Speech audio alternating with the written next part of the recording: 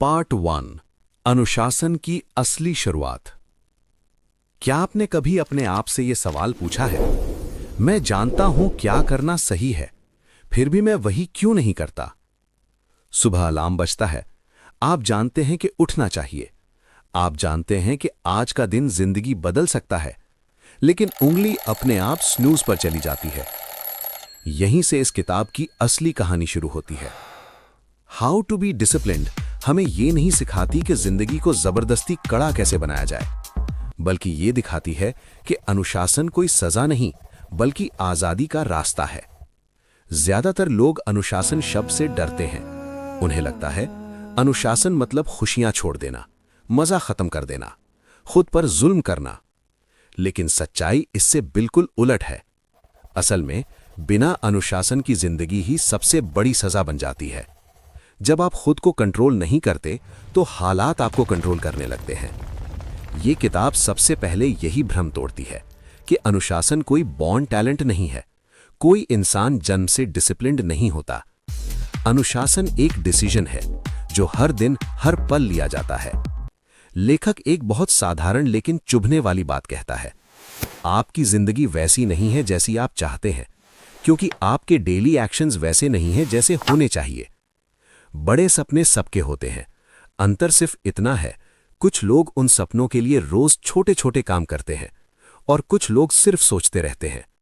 यहीं पर अनुशासन काम में आता है। अनुशासन का मतलब ये नहीं कि मन नहीं है फिर भी करना है। अनुशासन का मतलब है मन भटक रहा है फिर भी दिशा नहीं बदलनी। लेखक समझाता है कि हमारा दिमाग हमेशा आराम की तरफ भागता है। कम मेहनत ज्यादा सुख, ये दिमाग की डिफॉल्ट सेटिंग है। लेकिन समस्या ये है कि आराम की आदत धीरे धीरे हमें कमजोर बना देती है। आज थोड़ा टाल दिया, कल थोड़ा और, फिर आदत बन गई। और फिर एक दिन आप पीछे मुड़कर देखते हैं और सोचते हैं, मेरी जिंदगी यहां कैसे आ गई? इसी चक्र को अनुशासन तोड़ता है। ये किताब कहती है, आपको पूरी जिंदगी बदलने की जरूरत नहीं, आपको सिर्फ अगला सही काम करना है। आज सिर्फ 10 मिनट, आज सिर्फ एक सही फैसला, आज सिर्फ एक डिस्ट्रैक्शन कम। क्योंकि अनुशासन कभी भी बड़ा नहीं होता, वो हमेशा छोटे निर्णयों से बनता है। लेखक यहां एक बहुत जरूरी बात सिखाता है, आप मोटिवेशन का इंतजार मत कीजिए। मोटिवेशन भरोसेमंद नहीं होती, वो आती जाती रहती है। लेकिन अनुशासन वो तब भी काम करता है जब मन नहीं करता। यही कारण है कि सफल लोग हमेशा मोटिवेटेड नहीं होते, लेकिन वे डिसिप्लिन्ड होते हैं। पार्ट 1 हमें यह एहसास दिलाता है कि समस्या हमारी क्षमता में नहीं है, समस्या हमारी कंसिस्टेंसी में है, और कंसिस्टेंसी बिना अनुशासन के संभव नहीं। अब सवाल यह है कि अगर हमें पता है कि अनुशासन जरूरी है, तो हम उसे निभा क्यों नहीं पाते? असल रुकावट कहां होती है? हम शुरुआत तो करते हैं, लेकिन बीच में टूट क्यों जाते हैं? यहीं से कहानी और गहरी होने वाली है। पार्ट 2 में हम समझेंगे कि अनुशासन टूटता कहां है और उसे टिकाऊ कैसे बनाया जाए, ऐसे कि वो जिंदगी का बोझ नहीं बल्कि सहारा बन जाए। पार्ट 2 अनुशासन टूटता कहां है? क्या आपने गौर किया है, हम शुरुआत हमेशा पूरे जोश के साथ करते हैं, लेकिन टूटते हमेशा चुपचाप हैं। पहले दिन पूरा उत्साह, दूसरे दिन थोड़ा ढील, तीसरे दिन बहाना, और फिर सब कुछ वहीं का वहीं। तो सवाल ये नहीं है कि हम अनुशासन क्यों नहीं बना पाते, सवाल ये है हम उसे संभाल क्यों नहीं पाते। पार्ट 1 में हमने समझा था कि अनुशासन कोई भावना नहीं, एक रोज का फैसला है। लेकिन पार्ट 2 हमें एक कड़वी सच्चाई दिखाता है। ज्यादातर लोग अनुशासन को गलत जगह ढूंढते हैं। वे सोचते हैं, जब मेरा मन करेगा तब मैं डिसिप्लिन बनूंगा। यहीं खेल बिगड़ जाता है, क्योंकि मन हमेशा आज की सुविधा चाहता है, कल की सफलता नहीं। लेखक कहता है, अनुशासन कभी भी मोटिवेशन के साथ नहीं चलता, वो चलता है स्ट्रक्चर के साथ। अगर आपकी जिंदगी में स्ट्रक्चर नहीं है तो आपका अनुशासन हर हाल में टूटेगा। आप खुद से वादे करते हैं, आज जल्दी सोऊंगा, कल समय पर उठूंगा, आज फोन कम चलाऊंगा, लेकिन वादे हवा में टिक नहीं पाते, उन्हें जमीन चाहिए। स्ट्रक्चर वही जमीन है। लेखक एक सीधी बात कहता है, अगर कोई काम आपको बार बार खुद को याद दिलाना पड़ रहा है तो वो आदत नहीं बनी है। अनुशासन तब आसान होता है जब निर्णय पहले से लिया जा चुका हो। आप सुबह उठकर ये नहीं सोचते कि ब्रश करना है या नहीं, क्योंकि वो डिसीजन रोज नया नहीं होता। यही सिद्धांत जीवन के हर हिस्से में लागू होता है। अनुशासन तब टूटता है जब हर बार हमें खुद से लड़ना पड़ता है, और कोई भी इंसान हर दिन युद्ध जीतने के लिए नहीं बना। इसलिए लेखक सलाह देता है, अपने आप को मजबूत मत बनाओ, अपने माहौल को स्मार्ट बनाओ। अगर फोन पास में है तो ध्यान टूटेगा, अगर जंक फूड सामने है तो कंट्रोल कमजोर पड़ेगा। ये कमजोरी नहीं है, ये इंसान होना है। समस्या तब होती है जब हम खुद को दोष देते हैं लेकिन अपने एनवायरनमेंट को नहीं बदलते। पार्ट 2 हमें यह भी सिखाता है कि परफेक्शन अनुशासन का दुश्मन है। एक दिन चूक गए, कोई बात नहीं, लेकिन अगर आपने खुद से ये कह दिया कि अब तो सब बिगड़ गया, तो असली हार वहीं हो जाती है। अनुशासन का मतलब ये नहीं कि आप कभी नहीं गिरेंगे, बल्कि ये है कि आप गिरने के बाद भी लौटेंगे। लेखक बहुत गहरी लाइन कहता है, आपकी पहचान आपके सबसे अच्छे दिनों से नहीं, बल्कि आपके सबसे कमजोर दिनों से बनती है। अगर आप उस दिन भी थोड़ा सा सही कर लेते हैं तो अनुशासन जिंदा रहता है। पार्ट 2 के अंत में एक बड़ा सवाल खड़ा होता है।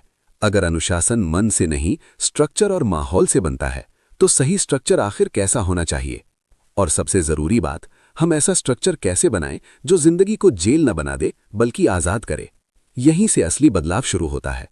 पार्ट 3 में हम जानेंगे कि अनुशासन को आसान कैसे बनाया जाए ताकि वो बोझ नहीं, एक नेचुरल फ्लो बन जाए। पार्ट 3, अनुशासन को आसान कैसे बनाया जाए। अगर अनुशासन इतना जरूरी है तो एक सवाल बहुत ईमानदारी से उठता है, ये इतना मुश्किल क्यों लगता है? हम जानते हैं क्या सही है, हम मानते हैं कि ये जरूरी है, फिर भी करते समय मन भारी क्यों हो जाता है? पार्ट 2 में हमने देखा था कि अनुशासन मन से नहीं, स्ट्रक्चर और माहौल से बनता है। पार्ट 3 यहीं से आगे बढ़ता है और एक बहुत राहत देने वाली बात कहता है। अनुशासन कठिन इसलिए नहीं है क्योंकि आप कमजोर हैं, बल्कि इसलिए है क्योंकि आपने उसे जरूरत से ज्यादा भारी बना दिया है। ज्यादातर लोग शुरुआत ही गलत जगह से करते हैं। वे सोचते हैं, अब से मैं रोज 2 घंटे पढ़ूंगा, अब से कोई डिस्ट्रैक्शन नहीं, अब से पूरी जिंदगी बदल दूंगा। दिमाग डर जाता है, शरीर पीछे हट जाता है और अनुशासन बनने से पहले ही टूट जाता है। लेखक कहता है, अनुशासन की सबसे बड़ी चालाकी है उसे छोटा बनाना, इतना छोटा कि उसे टालना शर्मनाक लगे। 5 मिनट, सिर्फ शुरुआत, क्योंकि दिमाग काम से नहीं, काम की शुरुआत से भागता है। एक बार आप शुरू कर देते हैं तो बहाव खुद बनता है। यहीं पर यह किताब अनुशासन को संघर्ष से निकालकर सिस्टम में बदल देती है। आप खुद से ये मत पूछिए कि आज मन है या नहीं, अपने आप से ये पूछिए कि मेरे सिस्टम में अगला कदम क्या है। जब निर्णय पहले से तय होते हैं तो बहाने मर जाते हैं।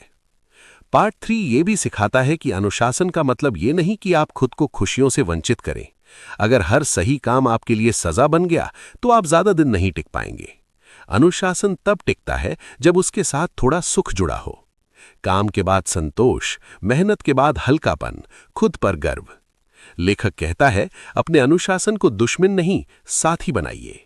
और सबसे महत्वपूर्ण बात, अनुशासन को पहचान मत बनाइए। आप ये नहीं है कि मैं बहुत डिसिप्लिन्ड हूं, आप ये हैं कि मैं वो इंसान हूं जो खुद से किया वादा निभाता है। यही सोच अनुशासन को नेचुरल बना देती है। पार्ट 3 के आखिर में एक बहुत सच्चा सवाल खड़ा होता है। जब अनुशासन आसान हो जाए तो सबसे बड़ा खतरा क्या होता है? उत्तर है ढील। जब चीजें चलने लगती हैं तो हम उन्हें हल्के में लेने लगते हैं। तो सवाल यह है, अनुशासन को बनाए कैसे रखा जाए? जब जिंदगी व्यस्त हो जाए, जब थकान बढ़ जाए, जब परिणाम दिखने लगे। यहीं से अगला पड़ाव शुरू होता है। पार्ट 4 में हम जानेंगे कि अनुशासन को लंबे समय तक जिंदा कैसे रखा जाए, बिना बर्नआउट के, बिना जिंदगी से नफरत किए। पार्ट 4, अनुशासन को जिंदा कैसे रखा जाए। जब कोई चीज काम करने लगती है तो सबसे बड़ा खतरा वहीं पैदा होता है। आप कुछ दिन समय पर उठने लगे, काम में फोकस बढ़ गया, खुद पर थोड़ा भरोसा आने लगा, और तभी दिमाग फुसफुसाता है, अब तो सब कंट्रोल में है, आज छोड़ दो। यहीं पर ज्यादातर लोग चुपचाप पीछे फिसल जाते हैं। पार्ट 4 हमें यह समझाता है कि अनुशासन बनाना जितना मुश्किल है, उसे बनाए रखना उससे भी ज्यादा चुनौतीपूर्ण है। क्योंकि अब दुश्मन आलस नहीं होता, दुश्मन होता है ढील का एहसास। लेखक कहता है, अनुशासन टूटता नहीं, वो धीरे धीरे डाइल्यूट होता है। आज एक दिन छोड़ा, कल थोड़ा कम किया, फिर आदत बदल गई। इसलिए सबसे पहली सीख है, अनुशासन को कभी भी स्वाभाविक मत मानिए, जिस दिन आप ये मान लेते हैं कि अब इसकी जरूरत नहीं, वहीं से गिरावट शुरू हो जाती है। पार्ट 4 एक बेहद काम की बात सिखाता है। हर दिन बड़ा नहीं, हर दिन ईमानदार बनिए। कुछ दिन ऐसे होंगे जब आप पूरा नहीं कर पाएंगे, लेकिन अगर आपने उस दिन भी थोड़ा सा सही किया तो अनुशासन जिंदा रहेगा। लेखक इसे कहता है अनुशासन की न्यूनतम सीमा। उस सीमा से नीचे मत गिरिए। और सबसे जरूरी, खुद से झूठ मत बोलिए। जब आप थके हों तो मान लीजिए, लेकिन ये मत कहिए कि आज मन नहीं था, क्योंकि मन तो अक्सर नहीं करता। पार्ट 4 ये भी बताता है कि अनुशासन अकेले निभाना लंबे समय तक मुश्किल होता है। अगर आपके आसपास हर कोई ढीला है तो आपको मजबूत बने रहने में ज्यादा ताकत लगेगी। इसलिए लेखक सलाह देता है, अपने माहौल में कम से कम एक चीज ऐसी रखिए जो आपको रोज याद दिलाए कि आप किस रास्ते पर हैं। एक नोट, एक दिनचर्या, एक छोटा सा नियम। अनुशासन को हर दिन नया मत बनाइए, उसे दोहराइए। और अंत में एक बेहद सुकून देने वाली बात, अनुशासन का मतलब कठोर जिंदगी नहीं होता। अगर आप थक गए हैं तो आराम करना भी अनुशासन ही है। अनुशासन का असली मतलब है आप जो भी करें होश में करें। पार्ट 4 हमें यह एहसास दिलाता है कि अनुशासन कोई दौड़ नहीं, ये एक लंबी यात्रा है। लेकिन अभी एक आखिरी सवाल बाकी है। अनुशासन बनाने, आसान करने और बनाए रखने के बाद यह हमें देता क्या है? आखिर ये सारी मेहनत किस लिए? यहीं पर कहानी अपने सबसे गहरे मोड़ पर पहुंचती है। पार्ट 5 में हम जानेंगे कि अनुशासन कैसे आपकी पहचान बदल देता है और कैसे वही आदत आपको वो इंसान बना देती है जिसकी आपको हमेशा तलाश थी। पार्ट 5 अनुशासन और आजादी की असली कहानी। क्या आपने कभी सोचा है, जिस चीज से हम सबसे ज्यादा डरते हैं वही हमें सबसे ज्यादा आजाद कैसे कर सकती है? ज्यादातर लोग सोचते हैं कि अनुशासन जिंदगी को सीमित कर देता है, कम मजा, ज्यादा नियम, कम आजादी। लेकिन पार्ट 5 इस पूरी सोच को उलट देता है। लेखक साफ कहता है, अनुशासन का अंत आजादी है। जब आप खुद को कंट्रोल नहीं करते तो आपकी जिंदगी हालात कंट्रोल करते हैं। नींद पूरी नहीं होती, दिन खराब, पैसे संभाले नहीं, तनाव बढ़ता है, सेहत पर ध्यान नहीं, कमजोरी बढ़ती है। और फिर हम कहते हैं मेरे पास आजादी नहीं है। असल में हमने उसे खुद खोया होता है। अनुशासन धीरे धीरे आपकी पहचान बदल देता है। आप वो इंसान नहीं रहते जो हर बार शुरुआत करता है और बीच में छोड़ देता है। आप वो इंसान बन जाते हैं जो बिना शोर किए काम पूरा करता है, और यही सबसे बड़ा बदलाव है। लेखक बताता है कि जब आप खुद से किया वादा निभाते हैं तो आपका आत्मविश्वास अपने आप बढ़ने लगता है। आपको बाहर से कोई मोटिवेट नहीं करना पड़ता, आपको साबित करने की जरूरत नहीं रहती। आप शांत हो जाते हैं, ठहरे हुए, लेकिन अंदर से मजबूत। यही वो जगह है जहां अनुशासन बोझ नहीं रहता, वो आपकी आदत बन जाता है। आप काम इसलिए नहीं करते क्योंकि करना है, आप करते हैं क्योंकि आप ऐसे ही इंसान हैं। पार्ट 5 ये भी सिखाता है कि अनुशासन आपको परफेक्ट नहीं बनाता, वो आपको विश्वसनीय बनाता है। और दुनिया में विश्वसनीय लोग ही आगे बढ़ते हैं। अंत में लेखक एक बहुत सादा लेकिन गहरा सच छोड़ जाता है। आपकी जिंदगी किसी एक बड़े फैसले से नहीं बदलेगी, वो बदलेगी उन छोटे फैसलों से जो आप तब लेते हैं जब कोई देख नहीं रहा होता। यही अनुशासन है और यही आजादी। अगर आपने इस किताब को ध्यान से सुना है तो आप समझ गए होंगे, अनुशासन कोई मंजिल नहीं, ये रास्ता है। एक ऐसा रास्ता जो आपको खुद तक ले जाता है। और शायद यही सबसे बड़ी सफलता है।